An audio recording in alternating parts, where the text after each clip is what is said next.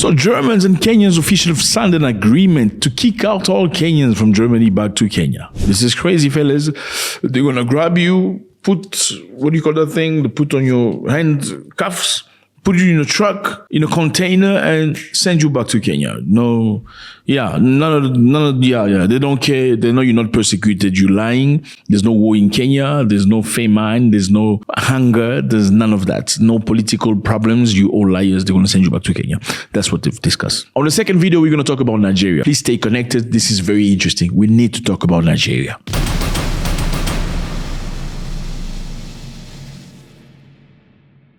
Nah, what's up, everybody? I hope you're doing good.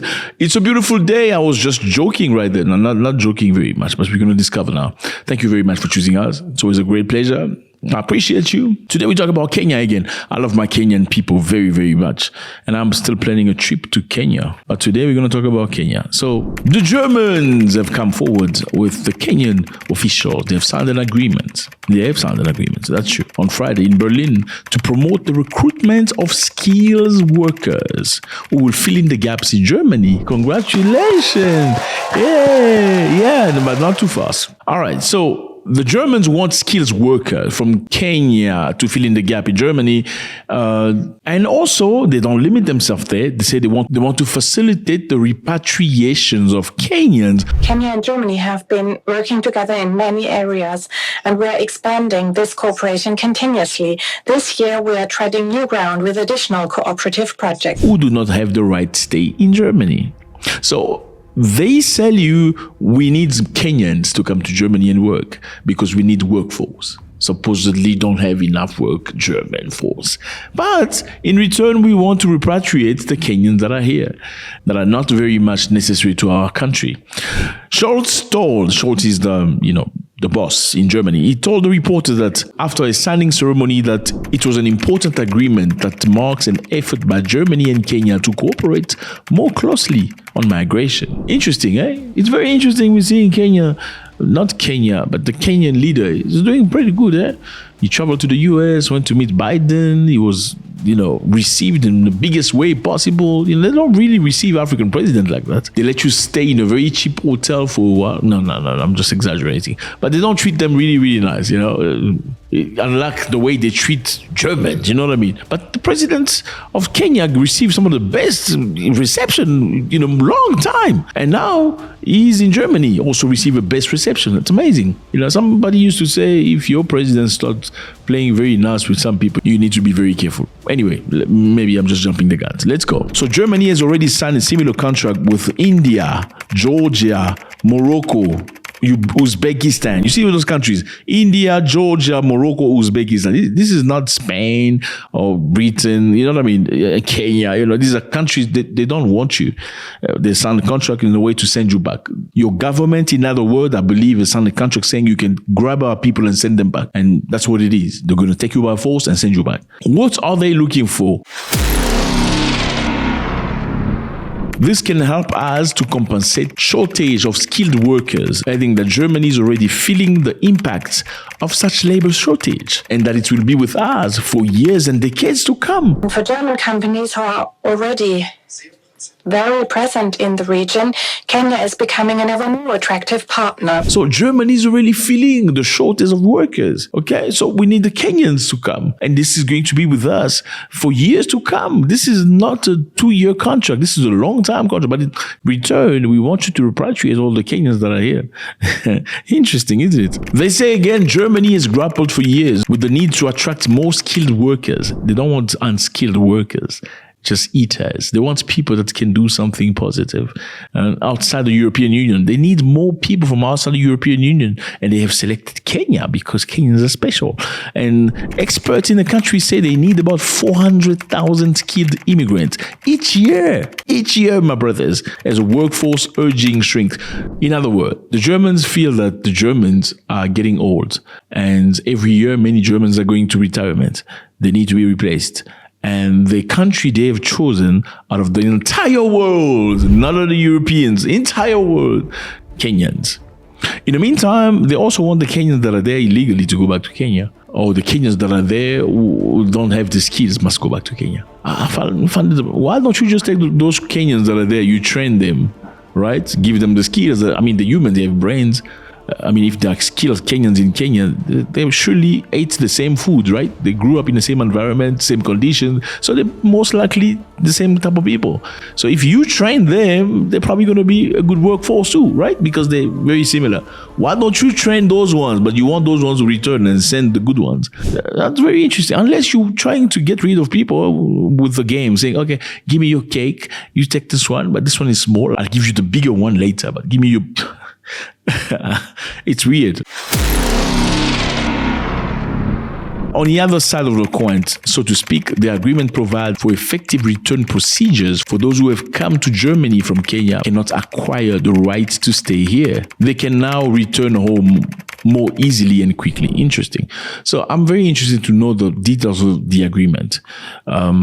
Yes, bringing Kenyans to Germany to work is a good thing. Returning the Kenyans that live in Germany illegally, or maybe the Kenyans that are not very skilled in Germany, is another issue. Legally, if you take somebody by force, you send them to their country of origin, they can lay charges. But if their country signed an agreement with this country, then it's not legal anymore. It's not a legal issue anymore. You know what I mean? If they take you by force and send you back to your country from a country that has no agreement with your country, you can press charges. But if your president has signed an agreement with that president, they can all grab you by force and put you into trucks and send you back to your country because you've got an agreement, bilateral agreement. Is this what we're playing for? I'm just asking. We need details. Does this mean they've just signed the contract saying, okay, then now we need skilled Kenyans. All the Kenyans that are here, we can take them by force and chase them.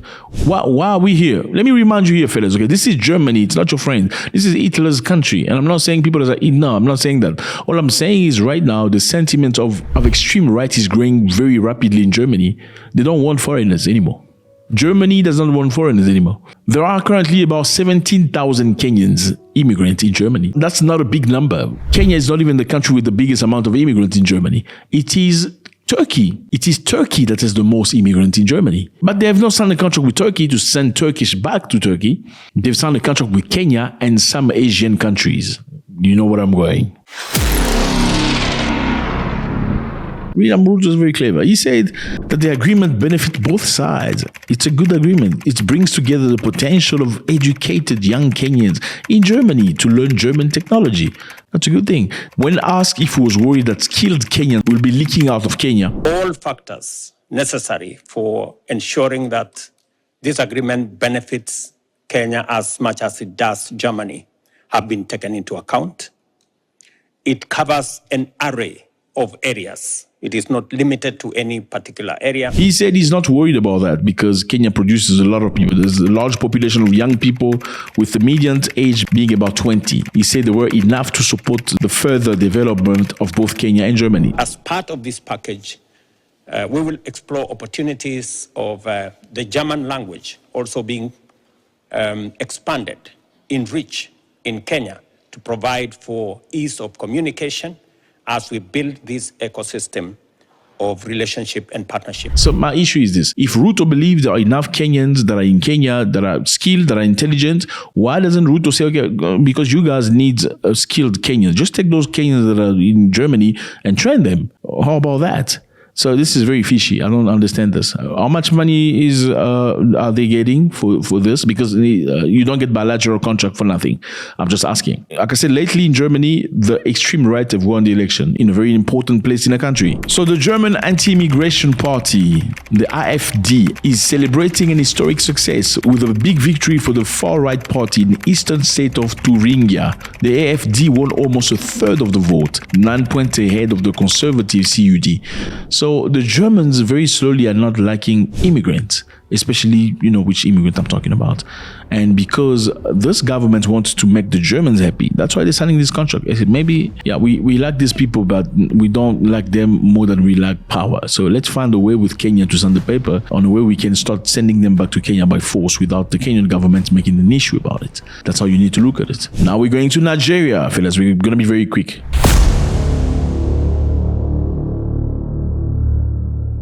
All right, right, we are in Nigeria. In Nigeria, something very historical has happened. At last, Nigeria has achieved an historical milestone by starting petrol production for the very first time in nearly 3 decades. So Aliko Dangote, with his development, he started a refinery in Nigeria where they could use the crude oil of Nigeria, transform it, and sell it to the people at a very cheap price, a very affordable price. Unfortunately, Dangote was faced with harsh resistance from his brothers from Nigeria. It's just crazy. Somebody with so much skills and experience in business trying to create something positive for the country, to allow for the country people to have cheap product, cheap petrol. But Nigerians don't want to see another Nigerian doing good because they say he's going to have monopoly. Let's rather buy from the Iranian. Let's rather buy from Brazilians. Let's rather get from the British, but not Dangote. That's the problem with Africa. But Nigerians want to go to other people's countries and say they are the giant of Africa. What giant of Africa? You got giant of Africa in Nigeria first. Okay, but congratulations. I see Dangote has cried, has fought quite hard, but now they're opening up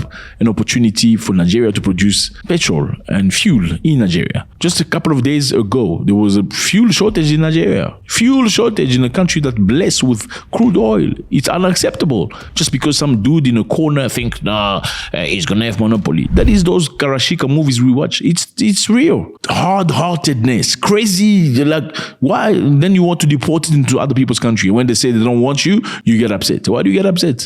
You must fix Nigeria first. Make sure Nigeria is good. Nigerians are happy. Make sure Nigerians get crude oil or petrol in the car for a very cheap price. Look at Libya. Libya had crude oil with Gaddafi. People almost paid $0 for a liter of fuel, gas. $0. Look at Dubai. They used their fuel to enrich themselves. Look at Dubai in 1960. Now look at Dubai now. Back to Dubai in 1960. Look at Dubai now. They only have crude oil, nothing else. Nigeria has got uranium, a little bit of it. I know you didn't know that. They have, Nigeria has lithium. I know you didn't know that. Yeah. They have lithium in Nigeria. There's so many things in Nigeria. It's not just crude oil. But why isn't the country moving forward? Because of jealousy. Jealousy. I don't care. That's all. Okay, fellas, thank you very much. It was a pleasure. The Kenyans, you must watch out. What are they doing? What did they just sign? It's crazy. They can cover things with all that stuff, but the reality is they're going to cut you up and throw you into cases and send you back to